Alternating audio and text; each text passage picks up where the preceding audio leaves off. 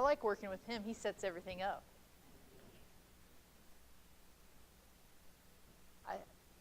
I don't get that kind of wonderful treatment all the time. Okay, so I'm going to talk a little bit about forage quality. And so, again, going back to the animal side of things and how our grazing management might affect the animal from the standpoint of forage quality. And again, quality is different from nutritive value. And we often kind of interchange those two. But quality actually encapsulates a lot of different components. If we think about quality from the standpoint of its intake, its digestibility, and then it also has a component in there about anti-quality factors. Somebody mentioned reed canary earlier. Reed canary, one of the problems with it is as it gets mature, it can produce some alkaloids, which then causes them not to want to eat it. And so I could take a sample and the nutritive value might look okay, right? But if they don't eat it, it's worthless, right? So it encompasses all of those things. If we really think about quality, though, again, goes back to intake. Intake's probably the number one limiter when we look at forage quality. And it makes sense because a cow can't perform if it doesn't eat it, right? So a steer never grew or a cow never produced milk on feed it didn't eat. So from the quality side, we're going to focus mainly on nutritive value, but there's also some of these anti-quality factors which can have impacts. There's not a lot of forages that we particularly rely on that have those. That's why, right? Because they have anti-quality factors. Okay, so if we look at the digestibility or the nutritive content of forages, this is a duh statement for most of you, right? That as a plant matures, it gets less digestible. It gets less digestible because we have the cell contents that are increasing, and in particular lignin, which is indigestible even by our lovely bacteria in the rumen. Stage of growth has more to do with the digestibility and the nutritive value of forages than anything else. So if there's nothing else, you remember how we manage for stage of growth is going to have huge impacts on forage quality. So this graph has a lot of things going on in it. The first thing I really wanted to point out as we think about going from very vegetative to very mature forages, we have two things happening in terms of the leaf to stem ratio, which makes sense. Leaves start decreasing on a percentage basis and stem starts increasing. That has a lot to do with why we have a decrease in digestibility. The stem has more structure. It has more lignin in it. It's kind of like thinking about it like we're producing a little bit more wood in that plant, right? Wood is just lignified material. And in consequence, because we are increasing the amount of stem, we're increasing the amount of fiber and the amount of lignin, we'll see less leaf matter, so we also see less protein. So protein goes down, fiber goes up. From the practical side of things, we know that if we look at the dry matter of yield on a particular piece of land, as the plant gets more mature, we have more dry matter yield, right? Why does everybody wait until the grass is really mature to go out and hay it? Because it's got more dry matter yield, right? For that same cutting, I get more yield. So it's the same amount of work, but now I got more forage out of it. Well, that's true, but did I harvest more TDN? Did I harvest more protein per acre? And the answer is there's a point here where those two things come together to be the optimal amount. So if we think about yield is increasing as we get more mature, but if we look at digestibility, we're going from, and typically in our forages, we can have in very immature stuff that's somewhere around 80% TDN, or digestibility. And as we go down and get more mature, we can come down into the 50s. So I always love it when somebody calls and says, well, I got some alfalfa hay, can you help me balance a ration? Okay, I need a little more information. Is that alfalfa hay up here and it was cut at boot stage, or is that alfalfa hay here and it was cut at bloom? Huge difference, right? We got a 30% difference in TDN. That's the difference between I might be able to maintain a dry cow, and heck, I could get some growing calves to actually gain weight on that stuff. So as we think about our animal performance, stage of maturity of that plant is huge. Now, that means that because yield is increasing and digestibility is actually decreasing, there's this point that we're trying to target. That's what I call the region of compromise between quality and yield. And anywhere in here, we're probably doing okay. If we need to feed some animals that maybe have a little bit lower requirement, we're going to probably delay grazing until we have a little more yield. And the vice versa. If we have an animal that has a little higher requirement, we're probably going to start grazing it a little sooner. And so this is the place we're targeting. That's the sweet spot. Now, what is it for a particular forage? Well, the great extension answer. Everybody knows the great extension answer, right? It depends. You got to love that answer. When we think about that balancing act, from a grazing side of things, this is kind of the way I look at it, right? If we have really short grass, we don't have those solar panels out there, it's growing very slowly. So you can think about this green line as the rate of growth of a grass or a forage. So this is really short. It's taking a long time to produce biomass because it doesn't have as many solar panels. As it gets enough solar panels, we really start getting rapid rates of growth. And then if we get it really mature, we can actually start getting shading. And so you'll actually have, how many of you ever went out into a pasture and see the underneath is yellow, right? So we're actually not optimizing the amount of growth at that point. Everything's kind of slowing down, and so again, our yield starts decreasing. So here in this phase 2 is where we're targeting. And that's kind of going back to his little diagram of I'm shooting for a start target height of 8 to 10 inches for a particular species, and I'm going to go down to 4. That would be 8 to 10. This would be 4, right? So we keep it in that phase 2, that exponential growth, as long as possible. And if we can do that consistently, we're going to get the most productivity. The nice thing about that is that while we are up here and our protein and TDN's a little lower, we're still fairly decent. And so if I had stockers, I might start grazing here and go to here. Again, if I had cow-calf that's dry cow, I'm probably going to wait a little later. When we talk about forage quality, we just talked about having legumes in the system to provide nitrogen. Well, they provide crude protein right to the animal in that grazing system, but they also actually are a little bit more digestible. So when you compare at the same stage of growth a legume to a grass, legumes have a little bit higher digestibility. Of course, they have more protein. And they're also higher in calcium and magnesium. The reason why they're a little bit higher digestibility is they usually have a little bit higher leaf relative to stem. So there's another additional benefit of having legumes in the system if it's a palatable legume that they will eat. And that's key.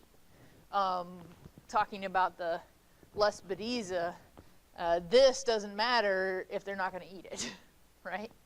But alfalfa, red clover, white clover are really quite palatable, and you can get them to eat it. Alfalfa is one of those you kind of have to be in the sweet spot. Sometimes they'll select a grass over alfalfa. I'm sure you all seen that. They're just like, no, I'm not going to eat that. Yeah, exactly. And with dairy cows, selectivity is one of those things we're managing for because we want it to be higher quality feed, and so, but you're still getting the benefit from the standpoint of getting some nitrogen into the system. So if we look at vegetative to mature, at any given point, I mean, legumes are always better. They don't seem to decrease quite as rapidly during that initial phase as a grass does. So if you see grasses, they tend to really drop off even earlier than a legume does. But in general, we see the same kind of theme. Digestibility decreases as maturity increases. Now, can you select different species depending on your goals? And the answer is yes. If we think about relative to each other at the same stage of maturity, this Ladino white clover is usually a little better than alfalfa, which is a little better than red clover. However, why do we plant red clover in pastures? In terms of digestibility. Well, I would say there's some reasons why I like red clover over white clover or alfalfa in a pasture, but it's not digestibility. The big one is that it'll grow, and it's very good at growing in those systems. The other one is it's easy to establish. If we think about, this is just purely looking at it purely from a standpoint of digestibility. Ryegrass. So how many of you have ever dealt with annual ryegrass?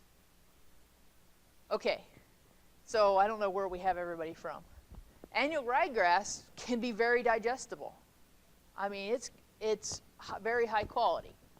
And compared to something like small grains, those are typically better than, say, bluegrass, orchard grass, or tall fescue. However, I have small grain on there up here at the top of the list, but how many of you have ever dealt with rye, cereal rye? And what happens when it's 3 foot tall? Are they going to eat it? They don't want to, right? Why? Well, it is less digestible. I would say the small grains probably change in quality more so than these others do. So at a more vegetative state, yes, they're very, very high quality and can be, actually, I've measured some oats at 85% digestible. I mean, just shouldn't be considered a forage. Should be considered a concentrate. I mean, great stuff. But at the same time, I can measure oats that are at 50% TDN, right? So they vary more than, say, our perennials do. Our warm seasons, Dallas grass and crabgrass, I used to think of, because in the southeast, these are a little more popular. Both of them are very high quality for a warm season grass. Warm season grasses are lower digestibility. They tend to be lower digestibility than cool seasons do. And these guys probably rank up there with the cool seasons. And how many of you think of crabgrass as a weed? Right? In a pasture, I never think of crabgrass as a weed. If I have crabgrass, it's great. It's very, very, in terms of quality, it's very good. In terms of productivity, some of the crabgrasses that they have that are improved varieties are very productive. This is one of those that, so I knew a guy who would use crabgrass in his system, and essentially he planted it once, and he would manage to let it reseed itself every year, and it worked really, really well for him. So I'm not saying it's a silver bullet by any means, but it's not something to dismiss just because it's your lawn weed. It's actually a pretty good forage. Where does foxtail rank? So foxtail, when it's immature, actually can rank up here really well. But our problem with foxtail is most people don't actually turn cattle out until it's too late. So, and then it's down here, right? So foxtail, I would say all annuals kind of fit the category of small grains, that they can either be really good quality or they can be really, really bad quality, right? And it depends on where you got them in their stage. They go to maturity much more quickly, and so we have a much narrower window than we do with perennials. But foxtail is one of those that I say most people have a problem with. And if you want to manage for foxtail, since it's a warm season, turn them out when it's really, really short. So you're going to turn them out early for the warm seasons, but let them go through and graze it off and then get them off of there. So I assume it's in a warm season pasture that you have foxtail. Mostly in your hay. Well, there you go. Well, we can manage that out of there. You know, actually, Chris was talking about using grazing management to change species. Well, with hay, right, you're letting that foxtail get mature before you cut. And so then it's going to produce seed on you, and then you're next year you have foxtail again. So maybe that's a situation where one year you want to go in really early and just graze it instead, if you can fence it and if you can put cattle on it. There's a lot of ifs there. But that's actually a way to manage it without doing something drastic like chemicals. The other thing I wanted to kind of mention here is Johnson grass. I was in Kentucky for a while, and I thought of Johnson grass as a weed. And then we had some guys come in from Georgia, and they told me I was about to lose my Johnson grass stand. And I was like, what are you talking about? I've been trying to kill that it was in a hayfield, right? And I had been trying to kill it for a while, and they were using it in a grazing situation. It's really palatable, and cattle like it a lot. And so, you know, they think of it as a forage, and I thought of it as a weed. Well, that changed my mind, so that hayfield became a pasture for a little while. And by the way, I got rid of the Johnson grass. So grazing management really can do a lot, but Johnson grass is actually fairly high quality. For us, we plant a lot of sorghum Sudan.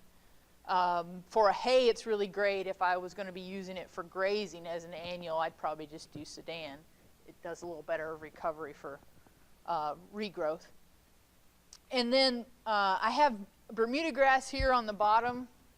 It tends not to get as high quality, but Bermuda grass, again, at a given stage can be really good feed. It's just that it isn't quite as high quality at a given stage as something like crabgrass or Dallas grass. So why are cool seasons more digestible than warm seasons? Here's your bit of science for the day. And I always thought this was interesting, but the difference between the two really comes down to the mesophyll versus bundle sheath. And as you see, for Bermuda grass, there's a lot of bundle sheath in here and a relatively low proportion of mesophyll. All you really need to remember is that cool seasons are usually more digestible than warm seasons. Now, what if I don't turn out until May 1, right? If I go out on May 1 and I have a field that has cool season and warm seasons in it, which one's going to be more digestible? The warm seasons, right? Because the cool season, well, it depends on where you're at. If you go too far north, the cool season may have just got started. So the warm season is really low quality, right? So, but if you think about if I have really mature cool season relative to a relatively immature warm season, that does not hold true, right? But in general, if I'm looking for something that's going to give me higher performance, it's usually going to be a cool season system rather than a warm season, because they can be higher quality when they're immature. Fertilization. So can I overcome some of these digestibility and protein issues with fertilization? What do you think? if I put on nitrogen, am I going to improve the quality? Am I going to improve the digestibility of my forage? Not really. Am I going to improve the crude protein content? Yeah. Right? So it depends on what you're trying to accomplish. Usually fertilization is all about yield. Most people, what we're fertilizing for is to increase yield. Now, can increasing yield affect animal performance? Yeah, right? What did we talk about at the beginning? We talked about intake probably being one of the #1 dictators of animal performance.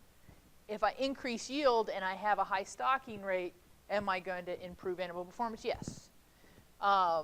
So if we think about what our goal is, if our goal is to improve quality, fertilization is not going to do it for you. If your goal is to increase the number of animals that you can carry, it's going to help you. I wanted to briefly talk about stockpiling. I know Chris is going to talk about it a little bit more when he talks about putting the system together. But there's some interesting things with stockpiling and quality, in particular when we talk about accumulating cool season fall growth. So I'm not talking about warm seasons here. When we stockpile warm seasons, quality is not going to be very high in the winter. If I stockpile cool seasons, like for instance, tall fescue is used a lot. Why is tall fescue used so much? Even in the eastern part of Nebraska, there are people who stockpile tall fescue, crazily enough. Why? It actually doesn't deteriorate over the winter as quickly as some of the other species. If I stockpile orchard grass, it doesn't hold up nearly as well. Quality is good to begin with, but it deteriorates more rapidly. So for once, there's actually an advantage to tall fescue. I grew up in the southeast, and tall fescue was the bane of my existence until I learned about this. And then I thought, wow, this is the most amazing thing ever. We can stockpile these cool seasons in the fall. So let them grow up and then graze them once they go dormant. And when we do that, we can ignore some of Chris's rules. Why can we ignore some of Chris's rules? Just because I wanted to counteract what he said? No, right? But now we're not managing for that plant to regrow. It's already went dormant, right? As long as that plant, we don't graze off its storage organ, we can graze it severely, right? We can get all of that solar panel off of there, and that's fine. And so the nice thing about fescue is I can graze it to 2 inches, and it's not going to negatively affect its spring growth. So if we think about cool seasons and stockpiling, the nice thing is that over the winter, over the fall, as the cool temperatures, it starts getting cooler, that plant isn't able to grow as rapidly, but it's still photosynthesizing. So what it does is it stores sugars. And so as the fall goes on, until that plant actually goes dormant, we'll actually see a rise in the sugar content of the forage. And so quality will be very, very high. We can do this even with something, you talked about oats in the fall and being high quality. Oats do the same thing, that they will, the growth will be slowed down and you'll start seeing sugar contents rise. Oats do okay with holding actually quality into the winter. I was amazed, even though it looks horrible, turns really brown and gets about 2 inches tall because it loses all of its structure. I thought we'd lose a lot more energy than we really did. We went from something that's like 70% TDN to something that's 60% TDN, even in January. So oats can be used to stockpile, but they don't hold up nearly as well as fescue does. Excuse me? I should cut it and wrap it? Well, it depends. It all depends on what your goal is. If I want to have my lowest cost possible, cutting it, wrapping it is going to be kind of expensive, right? if I need that quality to feed something that's going to perform, maybe it's worth it.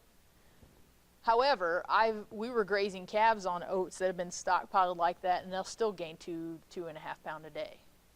So it's still high quality in Nebraska. So, yeah, I don't know about putting milk cows out there either.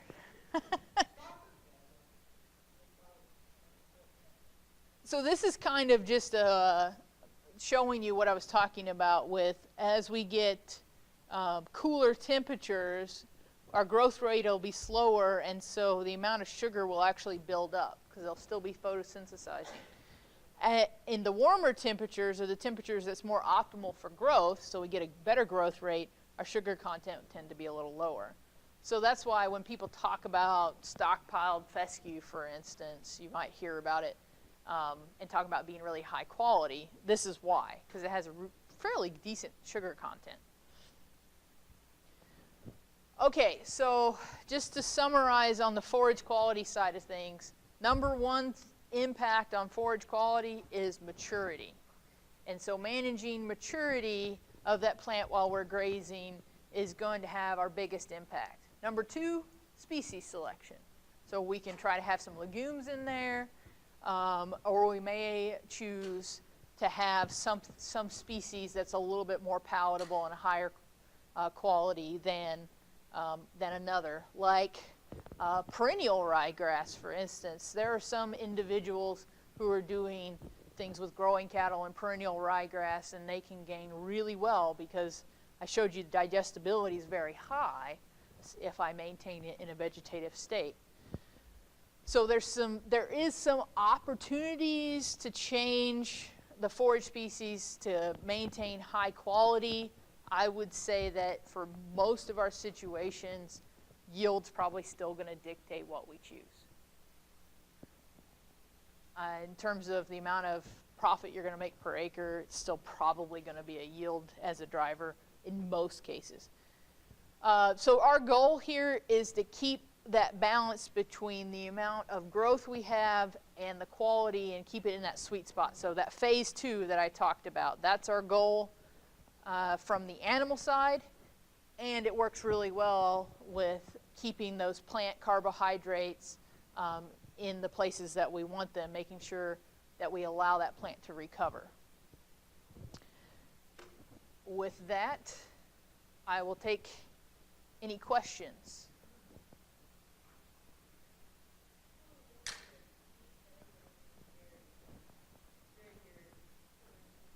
Mm-hmm.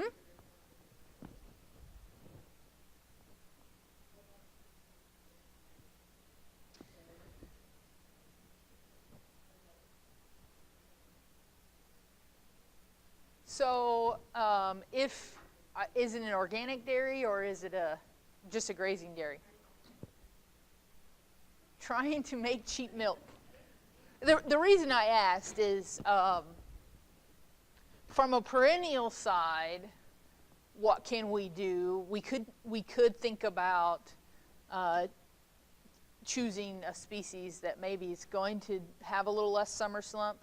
But the other option for summer slump is to go to some annuals.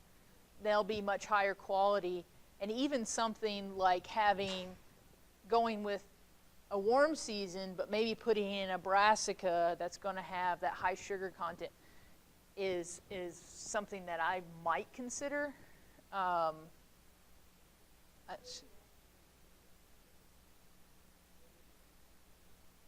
Yep.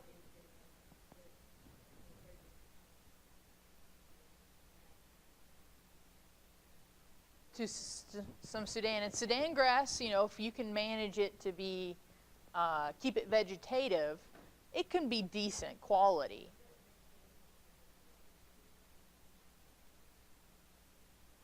With other annuals, you can mix. Yeah, so we actually have been doing some work seeding sorghum Sudan into cool season stands of perennials like brome grass. And in the eastern part of the state where we have a little more summer moisture, we can actually make that work. As we go further west, and in Kansas, where they have a little less water as you go further west, we've not been able to make it work in Wested Creek. Crested wheatgrass, I think it's the word, sorry.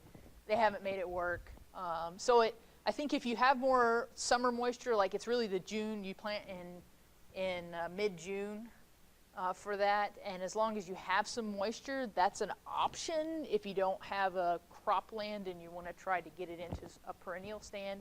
You're going to go to a cool season. You're going to want to graze that cool season a little bit to set it back and then plant that. As an opportunity, it's only doing about 2 to 3 ton per acre, whereas if you were to plant that in a no-till or a clean bed situation, you would probably get 4 to 5 and maybe even 6 on that same planting date.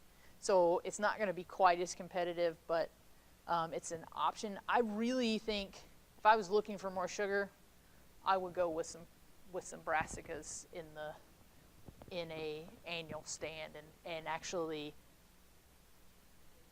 think about, I don't know what you call it, creep graze is kind of the word I would use for it, but on those brassicas, because their digestibility is 85% even in the spring. We can get some really good digestibilities, and some of them do better when it gets hot, like rape does okay. They're not going to be as high yielding as sorghum Sudan, though, or Sudan. If I was looking for more sugar for performance of a dairy cow, yeah. And I have the ability to put an annual into a system, which is key, right?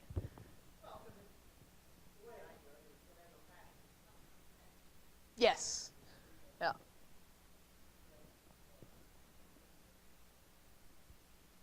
So do you kill it the fall before and plant, or you kill it that spring and plant? Yeah, we've been doing some killing alfalfa stands before the 4th cutting, those that are going to come out and start the annuals in there. And then the idea is we only do like if that's going to go to corn or something the next year, at least we can get some fall forage out of it. And that's been working really, really well. Okay, are we ready for what's next, Mark? Plant ID. Do what? I did, and I didn't go get them. Do what?